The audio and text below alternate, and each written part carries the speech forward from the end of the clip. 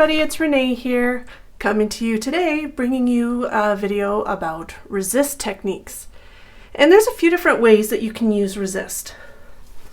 The first thing I'm going to do is I'm going to show you resist technique using Versamark. So first thing I'm going to do is put our paper down in our stamping platform, or you can use your MISTI. And I am using go like that, put kind of in the middle, I guess. Maybe we'll put it a little bit down further. Okay, and I am using, I'll show you this, the Lavinia stamp, and this one here is called Sebastian the Seahorse. So I'm using that.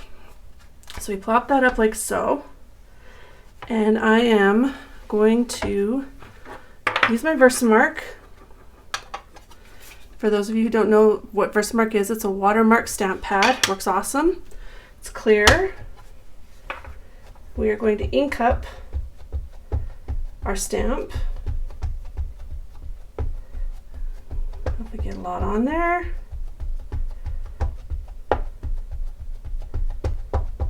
Okay, put this like so, and press this on. And just for those of you who haven't seen one of these, I have a video and I'll link it up at the top. But this is my version of Gina K's Chucky tool. And it's a Baron, for those of you who don't know. And it just applies light pressure to make sure that your stamp image is secure. So we've got that. I'm going to lift that up now. And the other thing I'm going to do is I'm going to add some bubbles. So I'm going to put this on here as well. And I'm going to ink up our seahorse one more time. And this stamp here, the bubbles from Lavinia, is just called Sea Bubbles. And I think I'm going to have it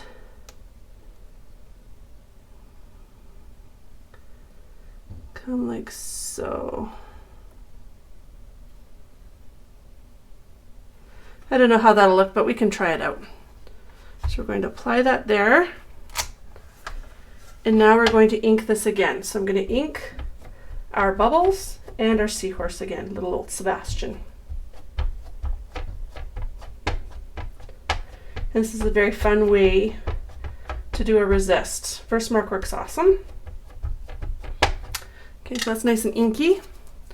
So now we're going to apply that again. And your stamping platform works awesome because it puts it exactly in the same position.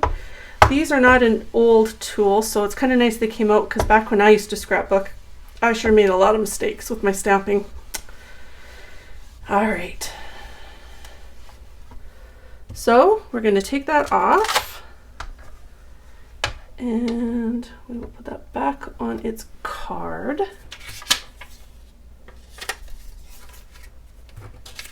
These Lavinia stamps are awesome. I'm going to have some videos coming out soon with more Lavinia, because I really enjoy using their products. All right, so what we're going to do now is we're going to apply some hammered metal allure, and this is awesome. This is some embossing powder, and it's from Emerald Creek Craft Supplies. So I'm just going to apply that like so, all over there.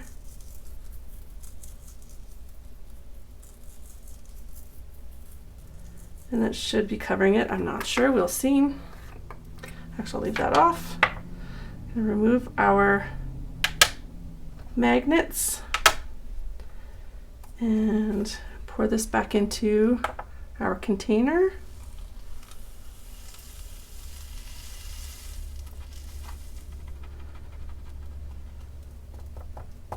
One thing you could have done too is you could have used our static, and I'll clean this off after, our static pad to make sure that you don't have anything on here beforehand. But I'm just going to leave this as so because this is just a demo. I will use that in the next project so I can show you that.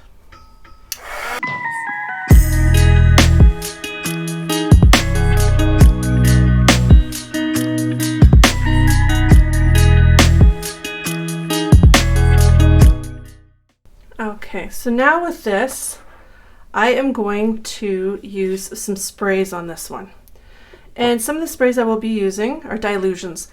I'll be using Vibrant Turquoise ink spray, the Calypso Teal shimmer spray, the London Blue ink spray, and possibly the Nouveau Mica Mist. So we're going to apply some of this. I don't have my splatter box here, so I'm just going to do this lightly.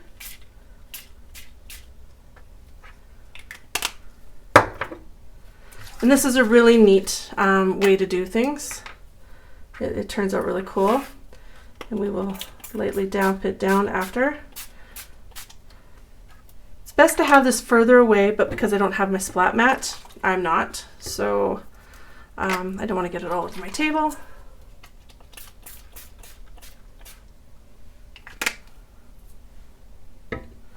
And a little bit of the Nouveau Mica Mist. This one sometimes gets stuck, and with it being a mica mist, I'm not surprised. So I'll just splatter it on.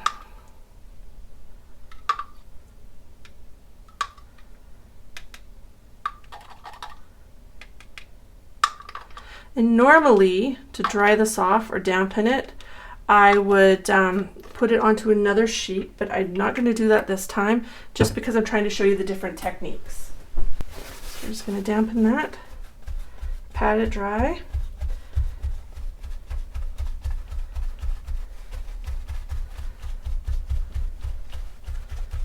And as I did a light bit of the embossing powder, it doesn't show up great, but it is there.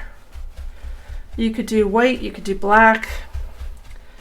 Again, I use like the gunmetal, so they're hammered metal, I should say. But it is there. It gives you an idea. So that is the finished project. To give you an idea of the resist. So there's that one.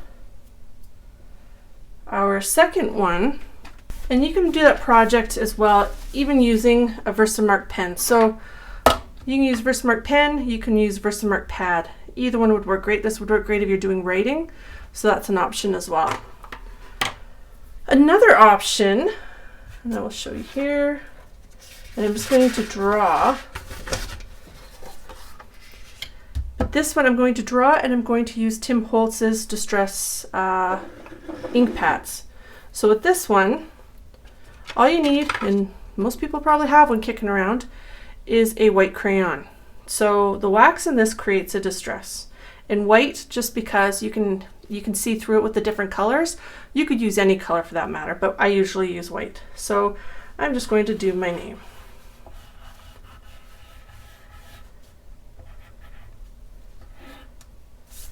Okay, so I'm just going to do it like that. And now I'm going to pull out some colors, and with this one, I am going to do some of my favorites, probably. I'm going to do Salvage Patina and Evergreen Bough. So we will go in here. I'm going to do Salvage Patina first.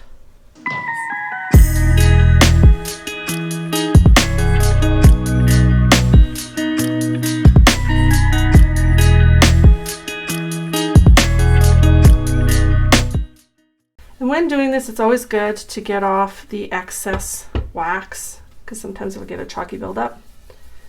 Hopefully you can see this okay. It's not working how I planned, but it is there. I just did my name, and you can put it on thicker. It's just an idea to show you. So I did it very lightly, but hopefully you can see it. That's my name there. So there's that option. That's another thing you could do. And our last one that I'm going to show you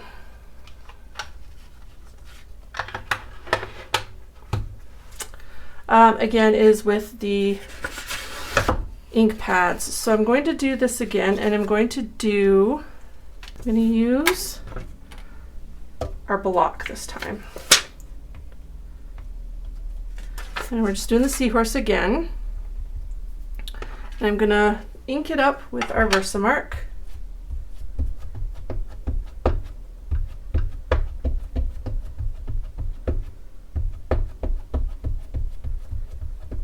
And again, you can use many different products on this. Not just the ones that I'm showing you, but these ones all obviously work. And they give you a really cool effect. So I'm going to put that there. And I'll use my smooshing tool. Hopefully they get a good seal on that. There we go. All right. Now I'm going to use to emboss, it's called Marshmallow Puff, and it's from Brutus Monroe, and it's embossing powder. So we're going to pour that on there. I got some chunks, but those will go back in the container. All right, so we got that.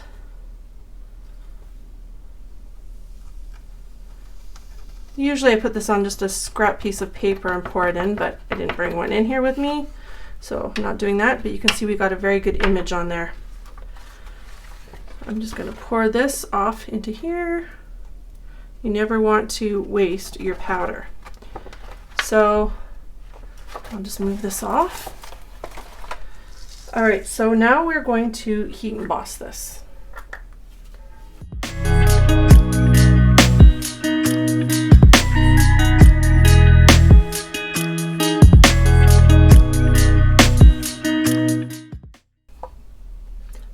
Just give that a minute to dry.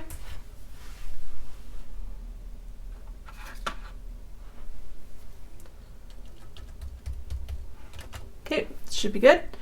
So now we are going to use some more colors, and for this one I think I'm going to use Broken China, Mermaid Lagoon, and those are very similar. I am going to use Faded Jeans. So I'm going to start with Broken China.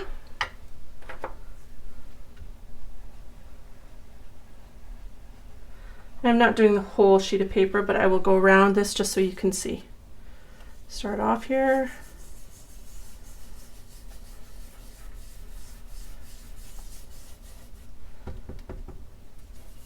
And these brushes work awesome for any of you who don't have them. I highly recommend them. They're almost like a makeup brush, but not the same.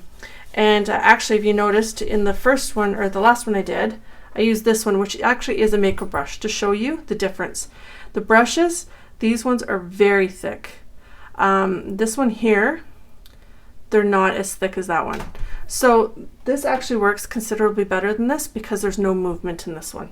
So that's what I was trying to show you when I was doing my name, is that that one is actually with a makeup brush. So people who say you can use makeup brushes on these projects, they're just as good. They really aren't. So I recommend actually investing in this style of brush because they do work better. Okay, so that is the Broken China. I'm going to try it now with the Mermaid Lagoon. It's just a little bit darker and deeper blue.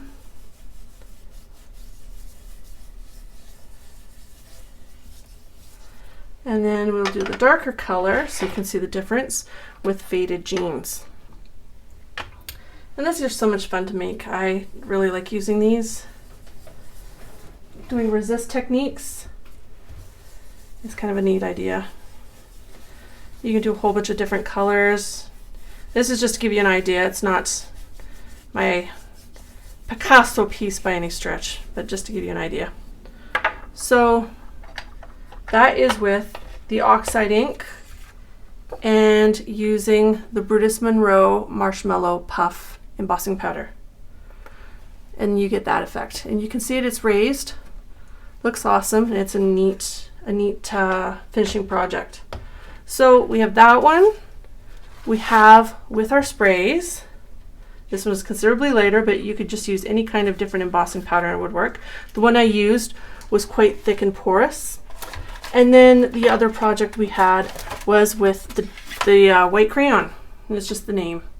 It's light, but you could use a different color crayon, but white is usually what most people use. So those are some different ways to use resist techniques. If you have any questions, always email me. Shoot me an email at createandplaywithrenee@gmail.com, or you can check out all of my social media listed below. Don't forget to subscribe to this channel, it helps me out a great deal, and check out my other videos. Hopefully they can be of some help to you too. Thanks for watching, crafters, and have a wonderful day.